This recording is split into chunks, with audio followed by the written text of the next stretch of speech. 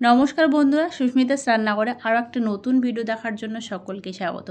আজ শেয়ার করব থোড়ের দুর্দান্ত একটা রেসিপি। এটা নিরামিষভাবেই আমি তোমাদের সাথে শেয়ার করছি। অসম্ভব লোভনীয় হয় আর খুব সহজভাবে কাটা এবং রান্নার পদ্ধতি কিন্তু শেয়ার করছি। তো প্রথম থেকে লাস্ট পর্যন্ত পুরো ভিডিওটি দেখতে থাকো। এখানে এক টুকরো থোড় নিয়েছি। প্রথমে থোড়টা খোলাটাকে ছাড়িয়ে নিলাম, আর এইবার থোড়টা মাঝ বরাবর কেটে নিচ্ছি। কেটে দু টুকরো করছি। তো দু টুকরো করার সময় যে আঁশটা দেখতে পাচ্ছ, এই আঁশটাকে এইভাবে আঙ্গুলের মধ্যে পেঁচিয়ে নিতে হবে। মানে আমি এর আগের ভিডিওতেও তোমাদের সাথে শেয়ার করেছি কী করে থোড়টা কাটতে হয়, তাও আমি আরেকবার তোমাদের দেখিয়ে দিচ্ছি। খুব সহজভাবেই কিন্তু এই থোড়টা কেটে নিতে পারবে যে কোনো ছুরি বা বটির সাহায্যে। তো আমি আজকে ছুরি দিয়েই কাটবো। তো একটা একটা করে গোল গোল রিংয়ের মতো এভাবে কাটতে হবে। আর আঙ্গুলে দেখো যে আঁশটা ধরে এই আঁশটা বের করে নিতে হবে। এই মানে প্রথমে পুরো আঁশটা বের করে নিতে পারলে সেক্ষেত্রে রান্নার পর কিন্তু আঁশটা আর থাকে না, সেটা খেতে কিন্তু বেশ ভালো হয়। রান্নার পর দেবে খাওয়ার সময় যদি আঁশটা থাকে সেক্ষেত্রে ভালো লাগে না। তো প্রথমে এইভাবে আঁশটাকে তোমরা ছাড়িয়ে নেওয়ার চেষ্টা করবে। দেখো কতটা আঁশ বেরিয়েছে, আমি আঙ্গুলে জড়িয়ে নিয়েছিলাম। এবার দেখো আঙ্গুল থেকে বের করতে অসুবিধা হচ্ছে, তো অনেকটাই আঁশ বেরিয়েছে।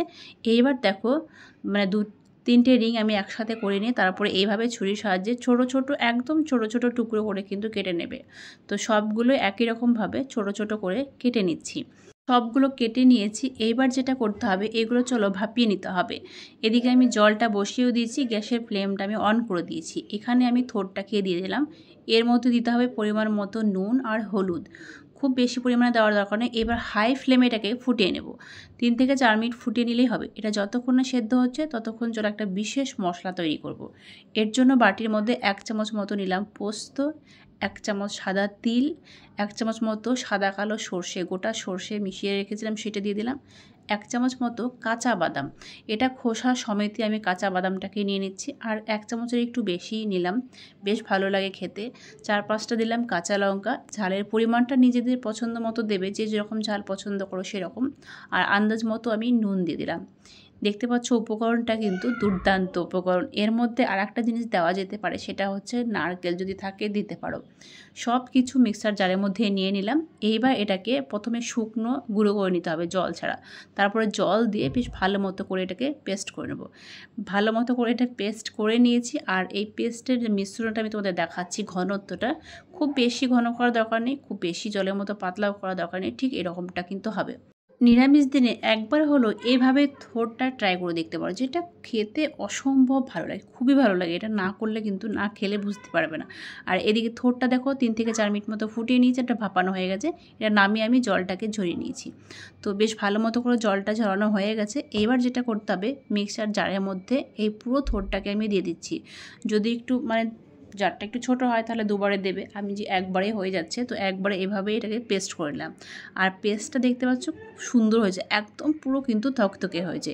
এবার চলো বাদবাকি রান্নাটা করি। কড়াই বসিয়ে দিচ্ছি, এখানে দিচ্ছি পরিমাণ মতো সর্ষের তেল। এবার 1 থেকে 2টো শুকনো লঙ্কা একদম হাতে ছিঁড়ে ছোট ছোট টুকরো করে দিচ্ছি, তাহলে কিন্তু দেখবে শুকনো লঙ্কার যে ফ্লেভারটা সেটা দুর্দান্ত পাওয়া যায়। এবার এর মধ্যে দিলাম কালো জিরে ফোড়ন, সেটা পরিমাণে একদম কম দিলাম। তবে এই কালো জিরের পরিবর্তে কিন্তু গোটা কালো সর্ষেও কিন্তু ব্যবহার করা যেতে পারে। এইবার এর মধ্যে সেই যে থোড়ের যে পেস্টটা, সেই পেস্টটাকে আমি পুরোটা কিন্তু এই তেলের মধ্যে দিয়ে দিলাম। এবার গ্যাসের ফ্লেমটা একদম পুরোপুরি মিডিয়ামে রেখেছি। আর এইবার যেটা করতে হবে, যে মিশ্রণটা রেডি করে রেখেছিলাম সর্ষে, পোস্ত, তিল, বাদাম, লঙ্কা সব কিছুর পেস্টটা দিলাম। এবার মিডিয়াম ফ্লেমে ভালো মতো করে মিশিয়ে নেব। 2 থেকে 3 মিনিট কন্টিনিউ এভাবেই কিন্তু নাড়াচাড়া করে নিতে হবে। বেশ ভালো মতো করে মিশিয়ে নেওয়ার পরে এইবার যেটা দেব সেটা হচ্ছে চিনি। চিনির পরিমাণটা নিজেদের পছন্দ মতো দেবে, যে যেরকম পছন্দ করো মিষ্টিটা ঠিক সেরকমটাই দিতে হবে। আমি একটু ঝাল মিষ্টি দুটো সমান পরিমাণে রাখতে চাইছি। আর এইবার দেব হচ্ছে হলুদ গুঁড়ো। তবে হ্যাঁ, হলুদের পরিমাণটা কিন্তু অতিরিক্ত মানে দেওয়ার চেষ্টা করো না, তাহলে খেতে ভালো লাগে না। আর এই রকমভাবে কন্টিনিউ যতক্ষণ না রসটা টেনে আসছে, ঠিক এইভাবেই কিন্তু আমি নাড়াচাড়া করেছি। এটা মোটামুটি টাইম লেগেছে 5 মিনিট মতো। একদম মিডিয়াম ফ্লেমে 5-6 মিনিট এভাবে নাড়তে নাড়তে দেখবে ঘনত্বটা ঠিক এরকমটা হয়ে যাবে। যখন ঠিক এতটা রসটা শুকিয়ে আসবে, তখন এর মধ্যে দিতে হবে হচ্ছে কাঁচা সর্ষের তেল। এটা কিন্তু অবশ্যই মেন দিতেই হবে। এটা নামানোর পরেও দিতে পারো, নামানোর কিন্তু আগেও দেওয়া যেতে পারে। এটা একদম আমি শেষের পর্যায়ে দিলাম। ব্যাস সর্ষের তেলটা দিয়ে মিশিয়ে নিয়েই কিন্তু আমি এটা নামিয়ে দিচ্ছি। আর গরম গরম ভাতের সাথে জাস্ট অসাধারণ লাগে। একবার ট্রাই করে দেখো। আর যদি ভিডিওটি ভালো লাগে অবশ্যই লাইক কমেন্ট বেশি বেশি করে শেয়ার করে দিও। নতুন বন্ধু হয়ে থাকলে চ্যানেলটিকে অবশ্যই সাবস্ক্রাইব করে দিয়ে পাশে দেবো। আজকের মতো এই পর্যন্তই, পরের দিন নেক্সট কোনো ভিডিওর সাথে দেখা হবে।